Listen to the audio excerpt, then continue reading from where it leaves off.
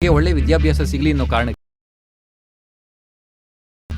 ಅವಳು 18 ವರ್ಷಗಳ ಕಾಲ ಕನ್ಸ್ಟ್ರಕ್ಷನ್ ಸೈಟ್ ನಲ್ಲಿ ಕೂಲಿ ಕೆಲಸ ಮಾಡಿದ್ಲು. ಕಠಿಣ ಪರಿಶ್ರಮದ ನಂತರ ಆಕೆಯ ದೊಡ್ಡ ಮಗ ಒಂದು ಕಂಪನಿಯ ಸಿಇಒ ಆದ.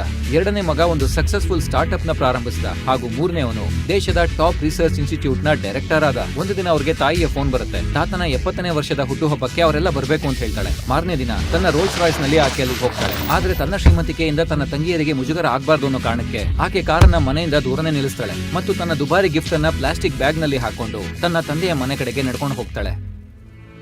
ಅಪ್ಪ, ತುಂಬಾ ವರ್ಷ ಆದ್ಮೇಲೆ ನಿಮ್ ಬರ್ಡೇ ಸೆಲೆಬ್ರೇಟ್ ಮಾಡಕ್ ಬಂದಿದ್ದೀನಿ. ನೀನು ಇಷ್ಟು ವರ್ಷಗಳಿಂದ ನಿನ್ನ ಮುಖ ಕೂಡ ತೋರಿಸಿರ್ಲಿಲ್ಲ. ನನಗೀಗ ಆಶ್ಚರ್ಯ ಆಗ್ತಿರೋದೇನೋ ಅಂದ್ರೆ ನಾನು ನಿಂಗೆ ನೆನಪಿದ್ದೀನಿ ಅಂತ. ಅಪ್ಪ, ನನ್ ಪರಿಸ್ಥಿತಿ ಸ್ವಲ್ಪ ಸರಿ, ಈ ವಿಷಯ ಎಲ್ಲ ಇಲ್ಲಿಗೆ ಬಿಡು. ಈಗ ಇದನ್ನ ಹೇಳು, ನೀನ್ ಇಲ್ಲಿಗೆ ಒಬ್ಬಳೇ ಬಂದಿದ್ದೀಯಾ? ಹೌದಪ್ಪ, ಅದು ಮಕ್ಕಳಿಗೆ ಸ್ವಲ್ಪ ಕೆಲ್ಸ ಇತ್ತು, ಅದಕ್ಕೆ ಅವ್ರು ಲೇಟಾಗಿ ಬರ್ತಾರೆ. ಕೆಲ್ಸ ಇತ್ತಾ?